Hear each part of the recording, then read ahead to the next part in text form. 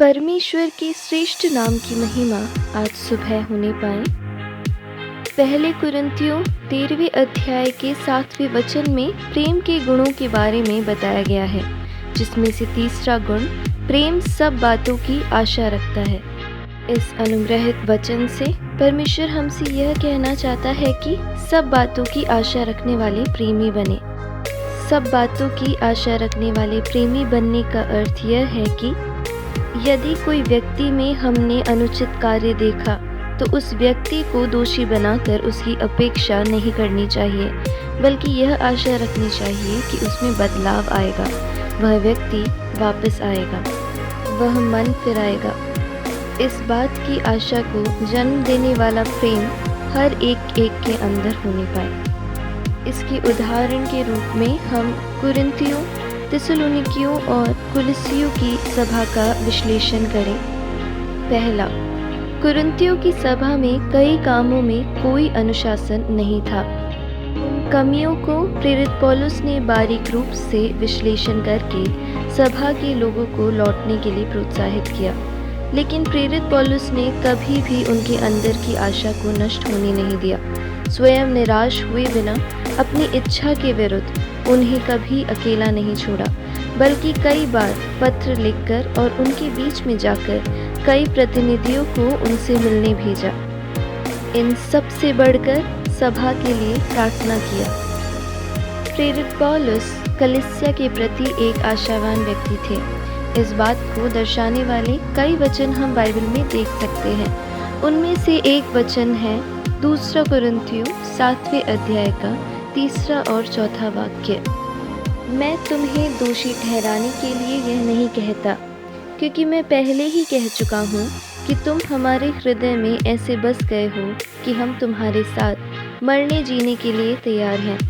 मैं तुमसे बहुत हियाव के साथ बोल रहा हूँ। मुझे तुम पर बड़ा घमंड है। मैं शांति से भर गया हूँ। अपने सारे क्लेश में मैं आनंद से अति भरपूर रहता हूँ। यह कहकर प्रेरित उन सभी की गवाही देते हैं। दूसरी बात, थिस्सलुनीकियों की सभा के लिए उनकी अच्छाई के प्रति आशा से भरे प्रेम को प्रकट करने वाला वचन। 2 थिस्सलुनीकियों 3 अध्याय का 14 और 15 वाक्य। यदि कोई हमारी इस पत्री की बात को न माने तो उस पर दृष्टि रखो और उसकी संगति ना करो, जिससे वह लज्जित हो। तो भी उसे बैरी मत समझो और भाई जानकर चिताओ।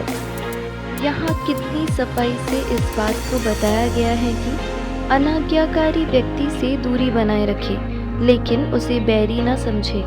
अगर वह आज्ञा का पालन न करे तो भी उसे भाई समझकर उसे सही रास्ते पर लाने का प्रयत्न करे।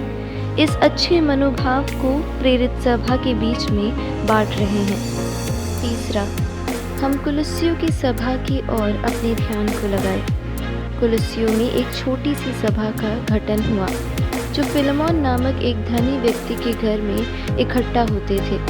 फिलेमोन के यहाँ कई लोग काम करते थे। उनमें से एक था उनेसिमुस, जो अपने स्वामी का पैसा चुराकर रोम भाग जाता है।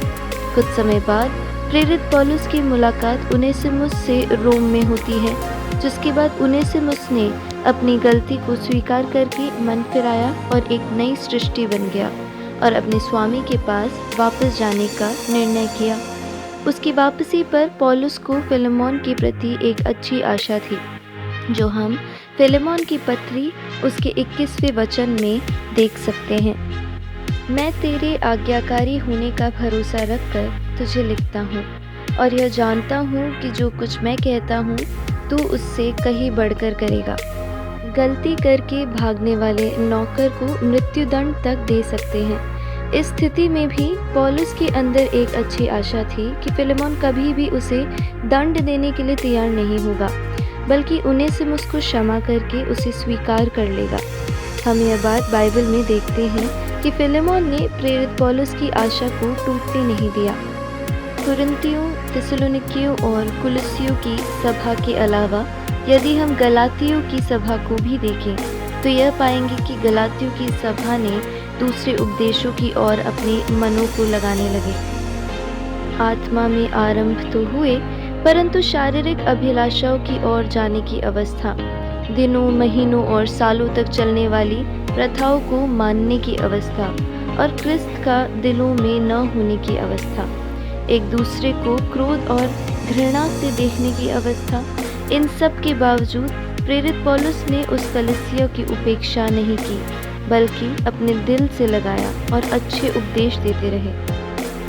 मेरे प्रियो, यहाँ हमें प्रेरित पौलुस ने प्रेम पूर्वक आशा रखने का एक उत्तम उदाहरण दिया है।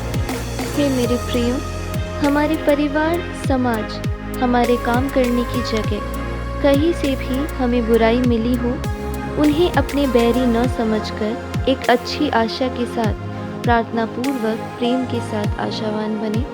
आप सबका दिन अनुग्रहित हो।